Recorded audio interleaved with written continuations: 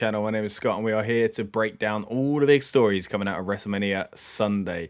That's right, number 42 is in the books, and I gotta say, it ended much nicer than how night one ended. Overall, I mean, like the show just felt so much better tonight. Look, there were still some things I would question, but overall, I'm much happier than I was 24 hours ago. So let's dive into that right after this. Welcome to the Rebellious Noise Pro Wrestling channel.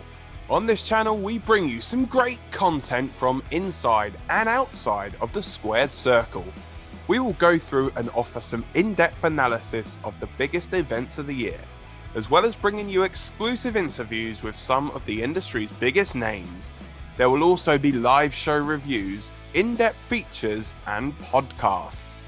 So make sure you give that subscribe button a slam so you don't miss any of the action. All right, guys, welcome back once again. And again, I'm glad to say I'm coming on air happier than I was 24 hours ago. And that's because WWE have given us a far better show tonight.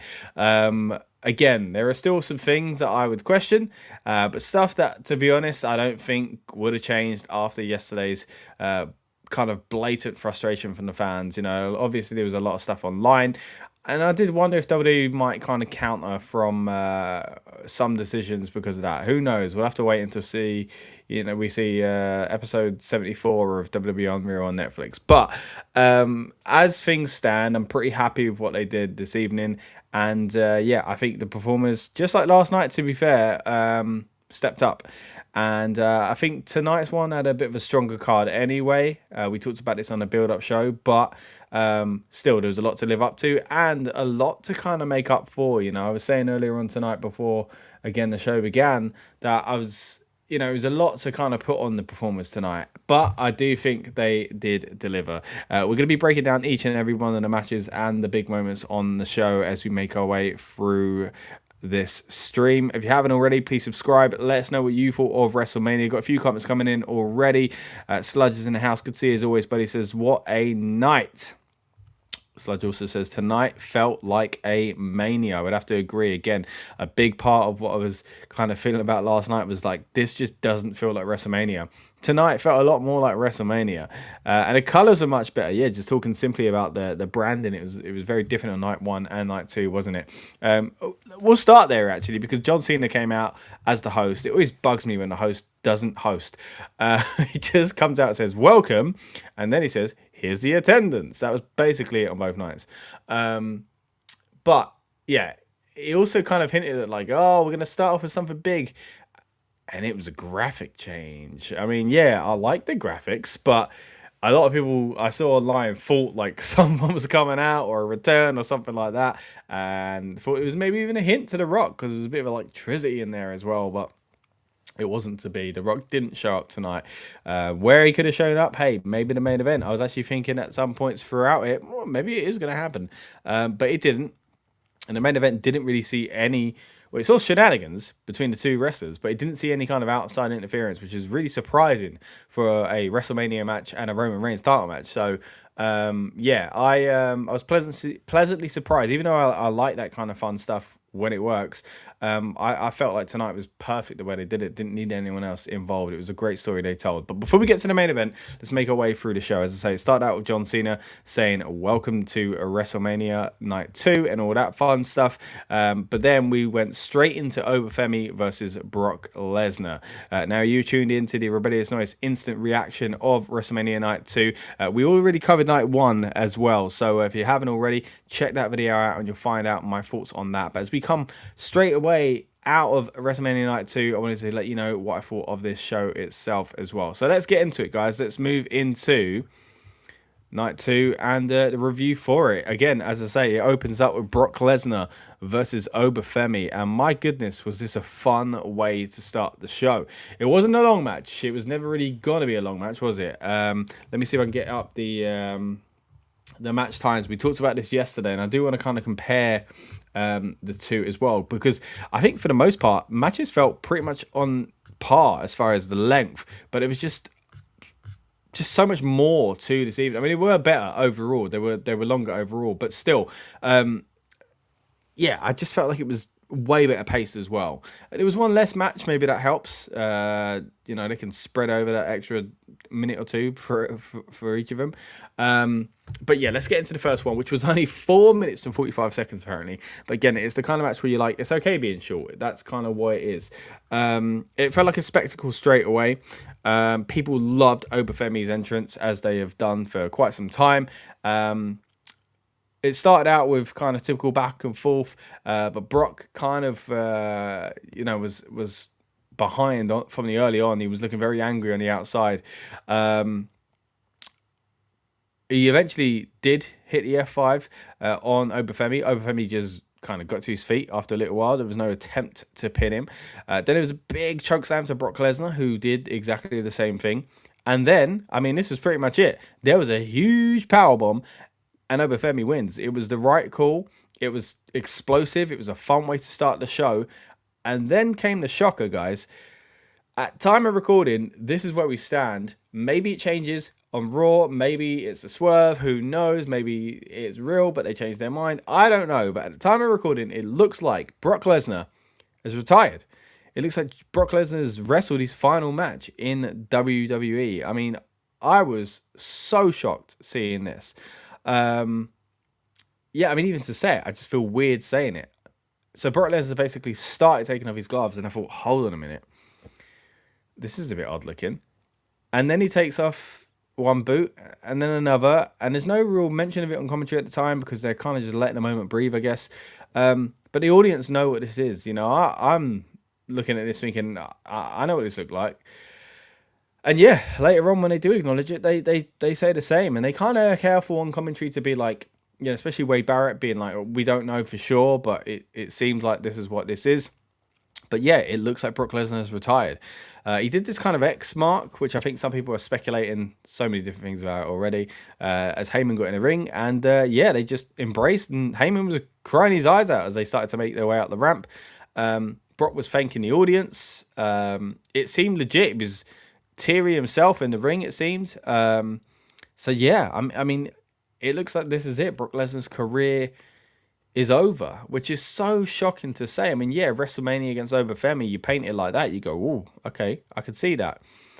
But like much like with AJ Styles, it was kind of quicker than expected. People thought Brock might be retiring this year, maybe at SummerSlam, maybe to the hands of Gunther. But no, it just seems to be done already. Unless Gunther can call him out of retirement and say, no, let me retire you properly. It looks like it is over. But over because of Oba. And Oba did just before this, actually, did a little hats off gesture to Brock, which kind of was nice at first. When I first saw it, I thought that was a nice little kind of a moment there. But then, after this, I'm looking back on that going, man, like it was like he knew. And there's speculation as to whether the commentators knew, whether Heyman knew. I don't know. I don't know if Brock even knew. I don't know if Brock maybe just decided there and then, yeah, I'm done. It feels like a Brock thing to do, right? To not even announce it, or, you know, because you think WWE, they could have made a storyline out of this and all that kind of stuff, but they've had plenty of that recently with AJ Styles and Goldberg and John Cena. So yeah, maybe that's why Brock did it this way, just to be, I guess, a little bit different. But man, what a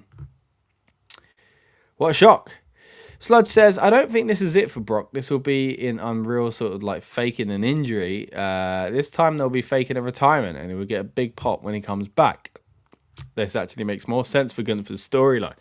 You could be right, man. You could be right. And I hope, I'm not saying I hope you're not, because like I don't see Rock or anything like that. It's more like I don't want Unreal to become part of the show. Like, yeah, the Seth thing was really cool.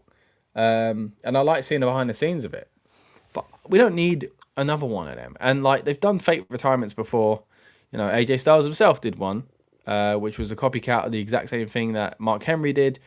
And yeah, this isn't in the same way, but like, I did wonder if like Brock was just gonna hit Heyman or something like that, and it was all fake in the moment. But like, they've done the moment now. The moment's complete. So like, once you've done it, I feel like you have to kind of commit to it. So yeah, if this is it, then man, what a career. I mean, Michael Cole talked about, he was there from the start, and, me too, as a fan at least. I mean, yeah, I remember his debut, like, clear as day, after WrestleMania, actually. So, Raw after WrestleMania. So, it was, yeah, it was exciting when he showed up, and it was exciting when he became such a big star. It was exciting when he came back after his time in the UFC. And yeah, while there have been kind of things in his career that I think were so-so at times, and he became a bit of a meme and a parody of himself sometimes.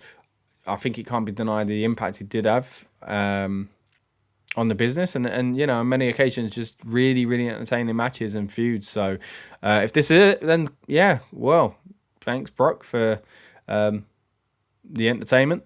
But yeah, what a strange start to the show. I mean, it's big story already. But yeah, Brock Lesnar, Oba Femi, that was the opener. Brock Lesnar lost as he should have done, and then yeah, seemingly has retired as well. So yeah, huge kind of I guess badge of honor really for Oba Femi. Not only to win at WrestleMania at this stage in his career against someone like Brock, but yeah, like apparently he's retired him as well. So yeah, Sludge says, if it is really over, then great career, Brock. Thank you for everything. Yeah, man. Like I always say, like the mark of a cool, exciting new wrestler is when you can't wait to play them on the video games. And I remember the first time you could play as Brock Lesnar on the SmackDown games, and just like how fun it was because Brock was such a cool character. Yeah, like yeah, loads of cool memories of Brock Lesnar. It's funny looking at his early stuff. I was watching his match against Kurt Angle the other day, WrestleMania 19, and yeah, he looks so young. He looks different, and like even when he came back after UFC stuff, like he quickly formed into the Brock we know today. But like it was that kind of middle ground between both versions of Brock still, and yeah, I mean even that, that was a long time ago now in itself. So yeah, he wasn't actually gone in the grand scheme of things as long as it kind of appeared at the time. Now he's been back way longer than he was gone. So, but yeah, this apparently is it. And if that's the case, then that was, well, what a way to go out quick. It's the kind of the Brock way to do it, I guess. But yeah, fun opener. Talking of fun matches, next up we had the Intercontinental Championship match. Of course, this was a 6-pack challenge for the IC strap, and it was a ladder match. And just as expected, this one, my goodness, did it deliver. It was a lot of fun. Strangely, though, again, we'll touch on the kind of not so fun points. They cut 3 entrances. That was their decision for kind of how to maybe make up for all the extra ads they had.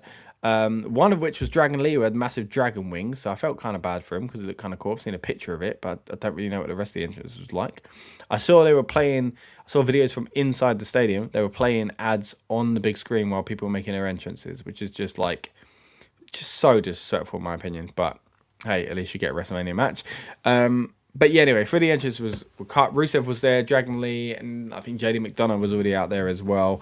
Rey Mysterio got a cool entrance. He did the old "Who's That" jumping out of the sky. Didn't have the theme song, but still cool to get that moment again. Who else was it? Bouncy. He got a lot of fun reaction to Javon Evans, and Penta, of course. He had a cool secondary mask on top as well, and yeah, had a cool entrance as well. This match apparently 15 minutes and 10 seconds. It was just full on action the whole time. Probably could have been a bit longer, but still was really good. Some of the highlights in this: Rey Mysterio hitting the 619 on Dragon Lee with the chair over his face. Oh no, wait, there was one with a chair here, there was one with a chair over the face in Dominic. I can't remember which one was which now, but yeah, there was 2 similar spots, which I know Lucas probably isn't going to be a fan of. Penta hitting Rey with a West Coast, throwing Rey up to hit the West Coast pop onto Rusev, which broke the ladder. Was a cool spot. And Dragon Lee was being put over really well by commentary in this, I gotta say. So I know Sludge is probably not happy about that. But yeah, he was really being put over well by Michael Cole in particular.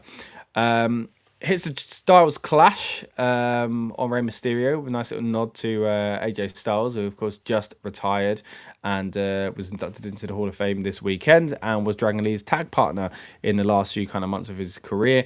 There's a Spanish Fly by JD off the ladder. That was really cool. Mexican Destroyer onto the ladder by Penta. Rusev pulls down Javon, who looks like he's going to kind of take the title, but it doesn't work out for him.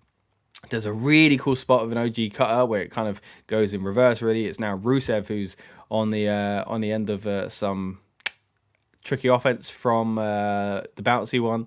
It was a bit awkward though because like Rusev kind of like looks shocked but like dives into it. Maybe he should have made it look a bit more like he was gonna just like he knew thingy was coming, so he tried to just dive at him and hit him himself a clothesline, but you could have just dived out the other way.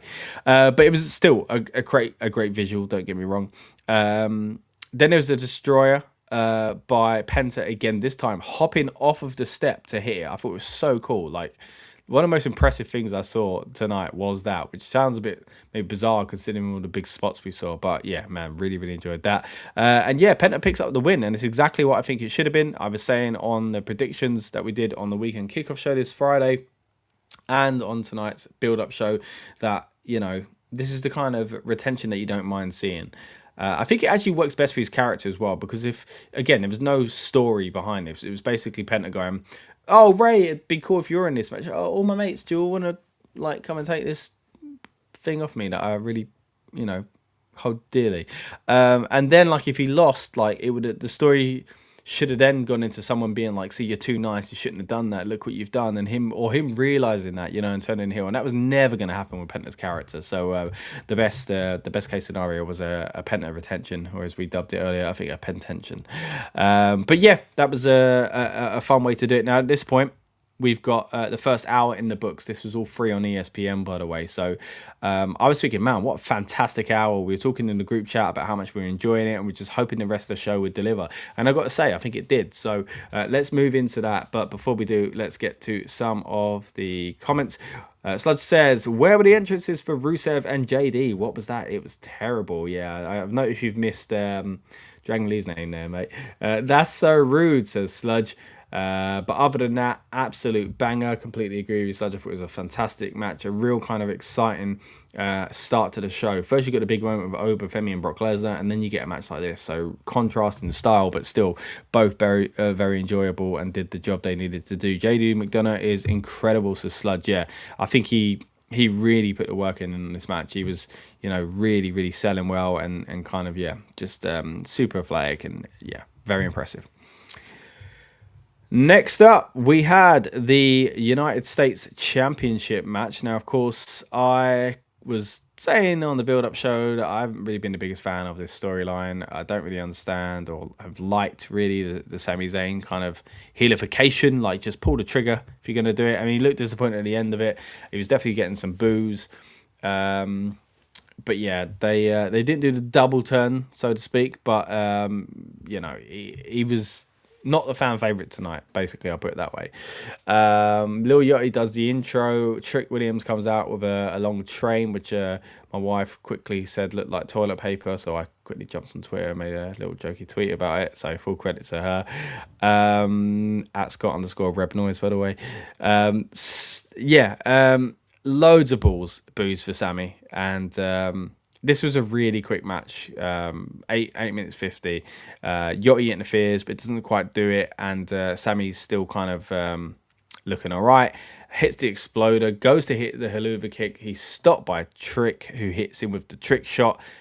And he gets the free count, and that is it. That is all she wrote. There wasn't much in this one. But still, it was the right decision. And so far, so good. You know, every match, I think it's the right decision here. And we get to the third one, and this may be the most important of them all. Yeah, maybe you could argue Oba because of, you know, the passing of the torch situation. Even if Brock wasn't retiring, I think it was quite important. But here, yeah, especially because I think Trick Williams, yeah, should have that gold around his waist. So I'm looking forward to seeing what it looks like on SmackDown. But yeah, it was really nice as well. He had a lovely moment where he went and kind of celebrated with his parents on the outside in the front row. So yeah, really enjoyed this. And yeah, credit to all involved. I thought it was good. Where it leaves to Sami Zayn, I don't know. I mean, if they go heel with him, then yeah, like that's it then, isn't it? The underdog thing is over. I know that Rob was saying he kind of, run his course. But at the same time, it's a missed opportunity. I really think this year they could have made him, challenge for the world title at WrestleMania and won it, but wasn't to be. Maybe in Saudi, maybe he turns heel and something turns around this time next year, and he's a babyface and he kind of has that underdog kind of spirit again, and whatever else. But they're clearly looking to do something different with Sammy. So I guess we will wait and see what that is. Some comments here again. This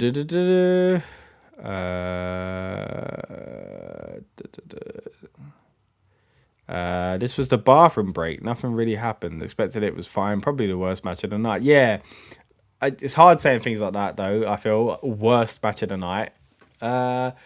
Least impressive match of the night.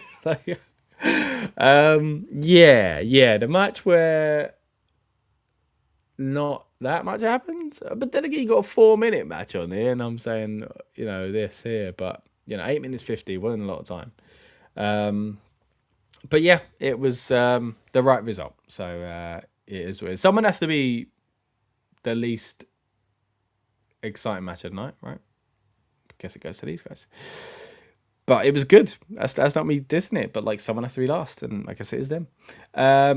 Let's move into the next match, though. It was something that changed on the Countdown show, and we were reacting to it live on the build-up as well. So thanks to those that tuned in for the build-up show tonight. If you're new here, by the way, what I'm talking about is basically every night when there's a PLE, we like to talk last-minute rumours and talk last-minute predictions and get you kind of hyped up and in the mood for the PLE. And we go off on kind of really fun tangents and conversations relating to wrestling as well. So, if you didn't join us this time round, then make sure you join us for Backlash. But yeah, this match was again, they announced on the Countdown show it was going to be a street fight.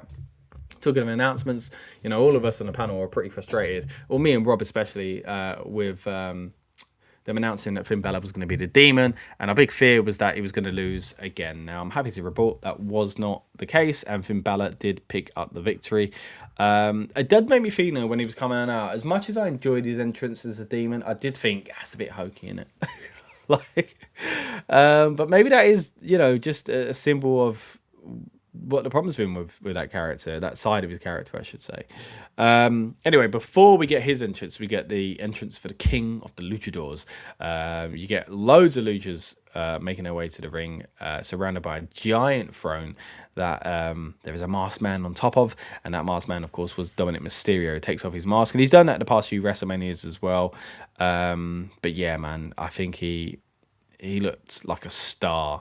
And he also, man, like, credit where it's due with Dom. Like, he's so good in so many areas. He looked terrified when Finn Balor was making his entrance. He really sold that. And I think, part of that probably was because they've been pals, I guess, behind the scenes, working so closely in the Judgment Day. He probably knows Finn's frustrations with the use of the Demon character and stuff like that. So I think, he did a fantastic job at selling the fear of needing to face the Demon. So I thought that was really good. This started out with a lot of chairs being used. There was a frog splash early on that was kind of kicked out of. There was a coup de grace that got missed, and then a chair thrown into the head. It kind of seemed from Dom to Finn Balor. Then there was the 619 with a chair. Again, there was one in the Ray match as well. 2 619 chair spots, but slightly different. Got the frog splash as well. Straight after this, only picks up a 2 count. Then there was some stuff around with the table. Finn again carrying on, getting up, more chair attacks and things like that. There was a cool drop kick into the turnbuckle with the chair over Dominic's head, which just flew out of the ring as well. Like, it was just perfect. And then there was a coup de grace from Finn Balor through the table, and it looked like he was landing an ollie or something like that. He was all slipping and sliding as he got off the table, which I think just kind of added into it. Look, it was a messy looking finish, but not in a negative sense. It just made it look kind of destructive. But yeah, fun match overall. This one was 12 minutes 58 apparently. Not super long for a street fight, but still, you know, it's the common theme on this show or this weekend, really, the length of the matches. But yeah, a good one. And again, I think the right result. And so far, so good. Once again, I'm happy with the results here and happy with the performances as well. Then we get someone at the announce desk who is gonna, like, he looks like he's gonna be special guest announcer. Like, I've looked into it. People looked up his name. Basically, he's a CEO. So it looks like he's just like, and they kind of implied this was what it was. Like, he paid to get that seat, but he didn't speak. So like, he just paid to like be close to the action. Okay. I mean, I think I'm more forgiving of weird stuff like that today because I enjoyed the show. But yesterday, I think if that had, I mean, loads of people talking about it online, don't get me wrong. But you combine that with like all the ads and yeah, the priorities for TKO are like, I get it, money, but yeah, like laughable, really, a lot of this stuff. Anyway, what he was there for was the women's championship match, and this is the first result where I was like, I'm not sure about that. But a very fun match. 10 minutes, 9 seconds, apparently.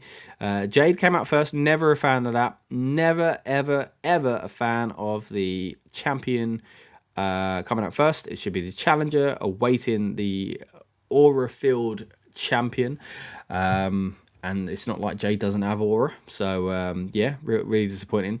But anyway, she came out first, did have a decent entrance herself. Rhea Ripley had an entrance. They tried to explain her gear by saying it was kind of inmate inspired, and she felt like she was going crazy or something because of Jade.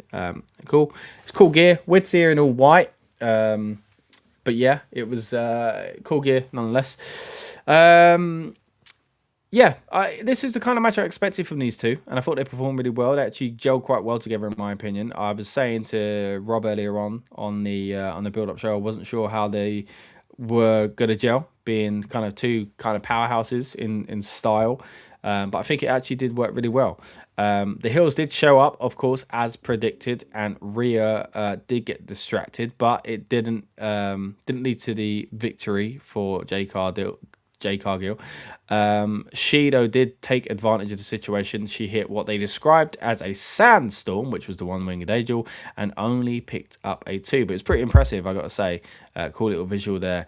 Io Sky did come out to try and even the odds, at least make it 3-2. And yeah, she did do that. She was really kind of impressive in a little bit of a cameo that she did have on the outside. It was a really cool spot where she missed a kick that was coming her away from Jade Cargill by hitting a moonsault to get away from it, but then also hitting Meechin and B-Fab, which was really cool. Riptide was set up, but Jade slipped out of it. Jaded was set up, but Rhea got out of it, and then Rhea actually hit the Riptide, and there you go. Brand new world champion. WWE champion, I should say. I wasn't 100% for this win. Again, like I mentioned it a few times this weekend, I get it. I get the need or the want for WWE to put her in this position. But yeah, they've done exactly what I said on the build-up that I thought they probably shouldn't do, which is take the women's titles at the same time off the newer talents and put them on the kind of more established talents. I thought that what they've done with the women has been great, and sometimes it kind of worked awkwardly the other way, where both women's main titles being held by kind of, I guess, quote unquote rookies, or, you know, people newer in the game, and I think it was sometimes damaging. But to change it, you know, like one of each would have been nice. One of them held by an established, like on their way to being a legend type talent, and one of them held by kind of a newcomer who is making a name, you know. So Stephanie and Rhea, or Liv and Jade. It wasn't to be, and it's going to be a bit strange seeing what happens with this group now that their leader doesn't have a championship.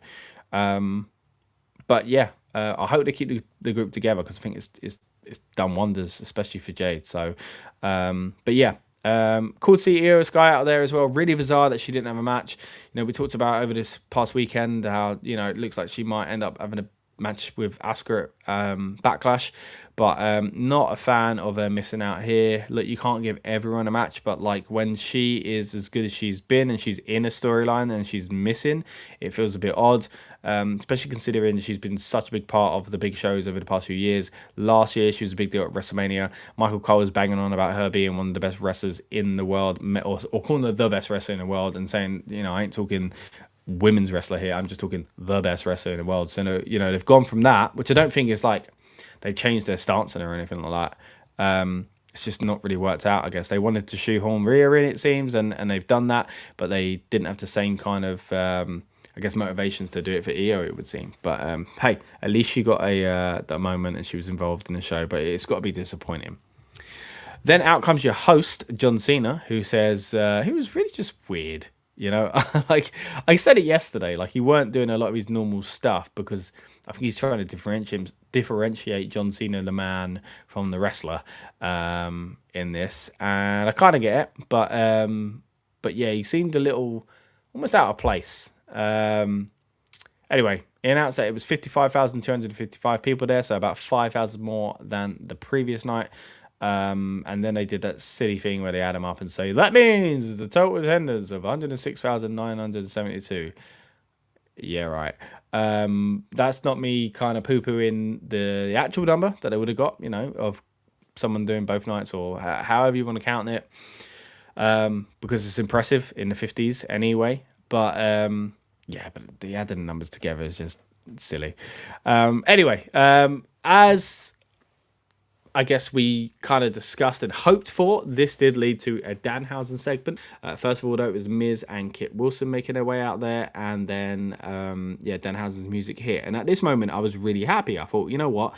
You think about the last time I think he was on PLE was his debut, right? Was it Elimination Chamber? Or was it Saturday Night's Main Event or whatever it was? But weren't that long ago essentially that he debuted, and as we've talked about on this channel already, it was a terrible reaction to him because people expected something else, and it was a bit of a weird spot to put him in, even though I think it was kind of obvious it was him as well. I know people were hoping it was Jericho or someone else returning or debuting, but it fits Danhausen. Like it made sense with the crate. Like it's his kind of character.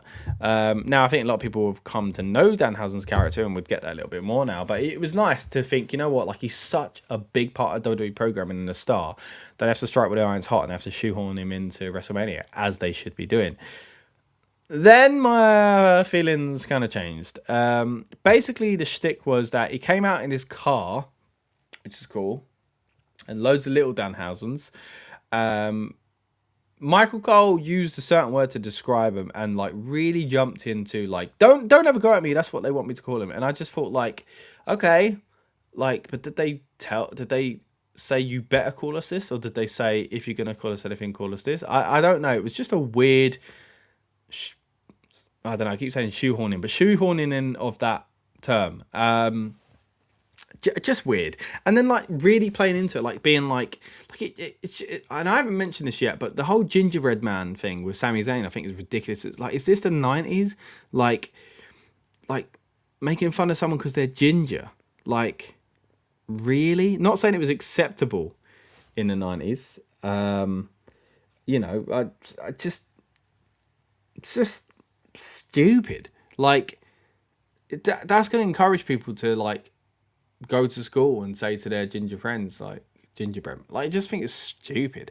Sami Zayn kicking a gingerbread's head off was quite funny, but yeah. And then the similar kind of thing here, like they basically, Michael Cole made a joke about how he thought one of them was the cameraman. I'm guessing this cameraman's short. Like that's, I get the visual effect, and if people like want to be playing these roles and stuff like that, like that's not for me to judge. Like okay, like I get it. I think everybody has their own space, and if it wants to be used in a comedic way and they're fine with that, then so be it. That's okay. But to then for a person like Michael Cole who isn't like size to jokingly call someone else, I thought that was such and such. I just thought it was such a weird, like it reminded me in school, like stupidness. I don't know, maybe I'm getting caught up on this, but yeah, I just thought it was really weird. It kind of just put a sour taste in my mouth. I didn't really enjoy that. But the segment, and it's not the use of people like that, you know, like that's not it. It's it was the weird commentary of it that I just didn't feel comfortable with. Danhausen said that he liked John Cena. Miz got annoyed about this. Kit attacked one of the guys and then got hit after saying you're toxic, got hit in the balls. There's a bit of a melee and there's a 5-knuckle shuffle from Danhausen, which is quite funny. He did the "you can't see me," and then there was an explosion and he ran out and did the whole kind of bit where he gets kind of, you know, caught by running away and pretended to disappear, and it fit with the "you can't see me." It's what a lot of people kind of expected him to do and hoped he would do, and for that reason it was good. It's the segment I wanted. I just think the execution of it not amazing. Let's get to some more of these comments before we get into the main event. These new graphics made it feel like a nightmare as well. What are we talking about here? As in the blue, like the blue graphics for night 2, is that what you mean, Sludge? Banger did what it needs to do. Bravo, and the right choice of winner. I think the street fight made it so much better. I was talking about the Finn and Dom match. What else do we get? He says, honestly, my TV was bugging this match, so I only saw the entrances and the ending, so I don't know what happened. I did see the EO running, but it wasn't anything special. It was better than Charlotte and Tiffany. That's for sure. That is for sure. I mean, talk about someone else who was on a big, you know, in a big program this time last year, Tiffany Stratton. But that's different for me. They've had a completely, Tiffany got injured as well, but they've had completely different years, EO and Tiffany. EO still deserves to be on the show. Tiffany, I don't want to say she don't deserve to be on the show, but like, I think last WrestleMania showed why she isn't on the same level as someone like Charlotte. So, and that's not like I'm not saying it in a way to diss her, because I think she is a great talent, but it exposed her last year, in my opinion. So, just like the match between her and Jade exposed both of them, in my opinion, as well. And then you get a match like tonight with Jade and Rio, which I think was a lot more flattering, essentially, to Jade and covering up things. I mean, Jade's a year in the, you know, a year more kind of experienced than she was anyway this time last year, and so is Tiffany, I guess, even though she was out. But yeah, I just I don't think it's interesting that Tiffany weren't on it, but I don't think she was as deserving as Io, who really kind of should have been on it. Sludge says Oba just called out Roman on the post show. Ooh, interesting. I'll have to. I mean, let's jump straight to the top, but that's interesting. I can kind of see it now, because I don't think Roman should be holding the title for long anyway. But anyway, let's move on to that, guys. Let's talk about the main event of the evening. We touched on it a little before, you know, as we came on the air. Let's talk about it, though. It is, of course, Roman Reigns challenging CM Punk for the WWE World Heavyweight Championship. This was, again, a lot of fun. It started with a really good promo package, and I know we talked about this a lot this weekend, but that's one of the things that was missing off of WrestleMania. Something that WWE have been famously fantastic at over the years, but yeah, just kind of not really used them lately. That was really disappointing, but yeah, good to see a good one here. Reigns gets a huge entrance with pictures of his family, and also came out to the original version of his Tribal Chief theme song, which I thought was really cool. I way prefer that one, which is a bit, I know that's a bit weird to say because they are quite similar, but I just, the newer one feels like, ironically, a WrestleMania one. You know, like when they did the piano, I mean, yeah, piano and all that kind of stuff here as well, but when they first did like a live rendition of it, and it's like bigger, like a grand version of it, like it was like a recording of that. That's what it felt like, and I was like, nah, I preferred the original version. So it's good to see that. I don't know if that means that's sticking around or if it's kind of a throwback thing, because Punk was getting some throwback stuff here as well. But yeah, let's move on to that.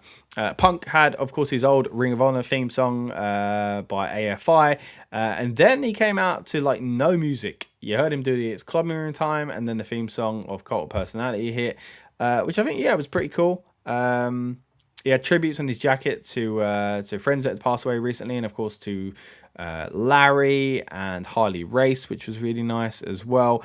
But yeah, this really felt like a big fight feel to it. You know, I know Michael Cole for months has been talking about this being like one of the biggest WrestleMania main events of all time. I think it delivered, and like it was a really impressive main event, but it had a good story behind it. I just think the build went. I think Andy said it best on the build up. Really, like it was kind of back to front or in the wrong order. Really, it was just really strange how they did it, but they hit the right notes, but just all over the place. But yeah, tonight made up for that, man. It was a really, really good match. Both guys performed really well. And while the shenanigans, as I say, within the match, it was refreshing to not see 17 people come out and 4 new members of the Bloodline or whatever else, you know. So I know we're not right in that era at the moment, but there was still a temptation, I feel, for WWE to do that sort of thing, and they didn't. So credit where it's due. I thought that was pretty good.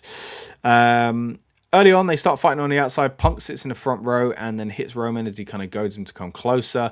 Punk starts getting a lot more boos in this. Like, there's a lot of cheers for Roman. They start doing OTC in that bit where Punk does have no theme song playing as well. But don't get me wrong, they're very much behind Punk as well. They start crap talking basically in the ring. Reigns is saying things like this ain't promo day to him and stuff like that. There's a big oorah. He goes to do the spear, I guess, and or is it Superman punch? No, it'd be the spear, wouldn't it? And then he gets a knee to the face in the corner. Punk hits the second one. A little while after that, Punk's the one in trouble though. He's upside down. There's 3 Superman punches. Blood starts coming from Punk's mouth. I don't know if this was a blood capsule or something like that. I don't know how they did it, but basically it was a great visual. Credit if he actually just punched him in the mouth. That's going to hurt in the morning. But yeah, Punk is bleeding from the mouth. And then he's bleeding from the forehead because they just get steps thrown at him. Yeah. And at this point, I was like, hold on a minute. Is this no DQ? And then I looked it up. No, it's a singles match. So, like, did I miss something? Like, because they didn't do... Like, it was a brutal match, but like, it was the only spot on the outside where... Like, I get, if you go through a table, that's not using a weapon, right? But if you throw a table at someone, that's using a weapon. So how'd they get around this? Did I miss something? Anyway, speaking of tables, there's a powerbomb through the announce table as well. Punk's not looking good at this point. Then he does kind of get a bit of life because there's a spear that's counting into the GTS. Only gets a 2 count for CM Punk though as well. Then there's another one where he tries to GTS him again, but Reigns gets out of it. He drops down, hits him with a spear, only gets the 2 himself. Reigns starts really ramming Punk's face into the mat, trying to get the blood in the mat, and he says basically it's time to go to sleep. And he does all the taunts and he tries to do the GTS, but Punk kicks him essentially and gets out of it. Punk then starts to do the mind games himself and steals a finisher of his own. He hits the Superman punch, only gets a 2, and then he really wants to cosplay as Roman Reigns. He goes outside and gets an Ula Fala, I think off of a fan. I think that's what Michael Cole said at least. Comes back in the ring and it was super disrespectful, man. Like, it does the Ura.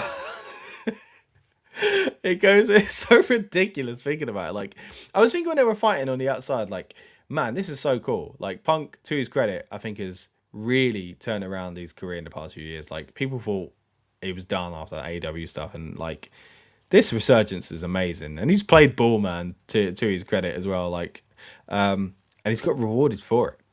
But yeah, I was thinking, man, like, imagine if like when Punk hadn't come back yet, people said these two are going to face at WrestleMania. It'd be huge.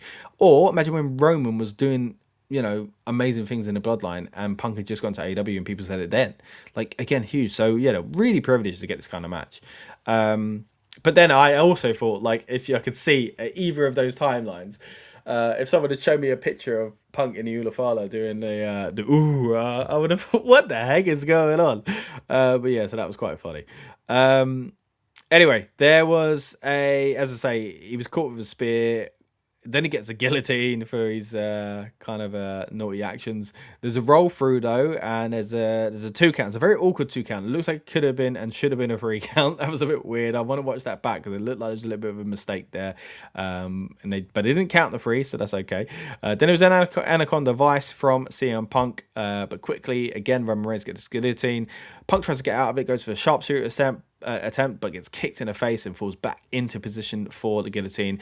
There's another roll through attempt that gets the 2, and they keep doing this shot from above, which looks great, by the way, but they overdid it. And I was thinking, is this just a show off all the ads on the mat? Because it was a bit suspicious how many times they did it. There was a lot of trash talking in the ring there, and they start punching each other back and forth. Then there are some chops. Then they go back to punches. Then a really cool spot, like really, like just great. Like this is how you know, like I don't know. It's the small things that I think are fantastic. Like the psychology. Like I was shocked. I didn't get what they were doing. Like Punk took off the wrist tape, and he threw it. And the ref just picked it up. And I just thought at the time, oh, this ain't the spot. Like, the ref is just doing his job. He's getting out of the way. But no, like, the ref was distracted. Boom! Low blow. Like, I thought it was a really cool spot. Yeah, hits Reigns with the low blow. Hits him with a GTS. Only gets a 2. A little while after this, he puts Reigns on the announce table. Hits him with an elbow drop from the turnbuckle. And it's looking good for Punk here, man. He gets him back in the ring. He hits the GTS. And he goes to do that, you know, that same old thing, really, where someone falls back on top of him. But he couldn't. And they've done that before as well. But, like, they really drove home how much Punk had kind of struggled. He'd lost blood and all this kind of stuff. And, you know, Roman's a big guy. So Punk just couldn't do it anymore. And even, like, his low blow, of course, that was a desperation tactic as well, even as a babyface. There was a spear from Roman Reigns, and yeah, Punk was just not looking good, and another spear, and yeah, that was it. 3 count. That's all she wrote. And Roman Reigns is your new WWE World Heavyweight Champion. And as I said throughout the weekend, I think that's a good decision as far as the championship goes. Not long term. I don't know what they're going to do there. I hope it is, but short term. You know, the image of Roman Reigns holding up that belt. He's never held, as far as I remember at least, the old World Heavyweight Championship. And again, whether or not this is a lineage continuation from there, or the WCW title, the NWA title, the WCW International title with a big gold, you know, like, I don't know what they're considering this at the moment. But either way, I think adding his name to that kind of lineage, however it is a good thing. Again, he might have held the World Heavyweight Championship before, but yeah, either way, he's not held this version of it, has he? Let's have a look. I should look that up. Hold on. Roman Reigns championships. Come on, show me quick. There's too many words here in Wikipedia. Come on. Let's get to it. Come on. No, I don't want to know what awards he's won.